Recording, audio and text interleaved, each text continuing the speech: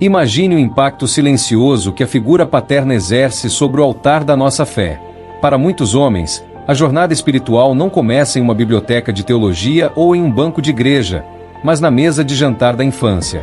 A psicologia e a teologia caminham juntas ao observar que, para uma criança, o pai é a primeira grande referência de autoridade, proteção e provisão.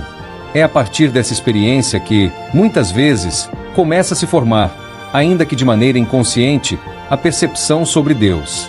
O problema surge quando essa imagem é distorcida por traumas. O pai ausente pode gerar a ideia de um Deus distante, o pai abusivo pode levar à percepção de um Deus tirano, e o pai emocionalmente frio pode criar a sensação de um Criador impossível de agradar. Essa conexão não é apenas uma teoria abstrata. Alguns estudos na psicologia da religião, como os explorados por Paul Vitz, sugerem que, em certos casos, a rejeição a Deus pode ter raízes não apenas intelectuais, mas também emocionais. Há interpretações de que figuras como Friedrich Nietzsche, que perdeu o pai ainda jovem, e Sigmund Freud, que descreveu seu pai de forma crítica, podem ter sido influenciados por suas experiências pessoais ao desenvolverem suas visões sobre religião. No entanto, é importante reconhecer que isso não explica todos os casos. A descrença pode ter múltiplas causas, incluindo filosóficas e racionais.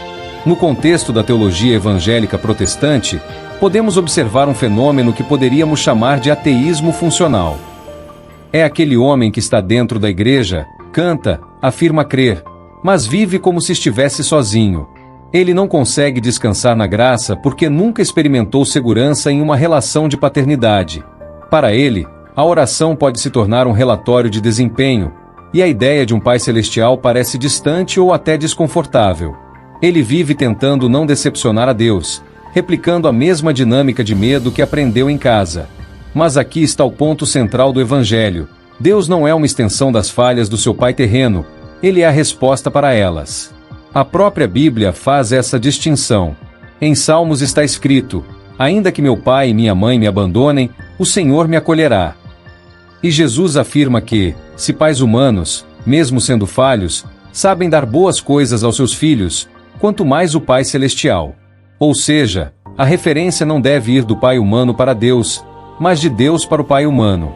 A experiência pode influenciar a forma como alguém percebe Deus, mas não define quem Deus é.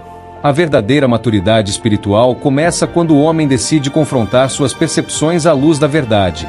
É quando ele para de interpretar Deus com base em suas feridas e passa a conhecê-lo pela revelação. É nesse processo que acontece algo poderoso. O Pai Perfeito começa a redefinir, dentro dele, o que significa ser amado, protegido e aceito.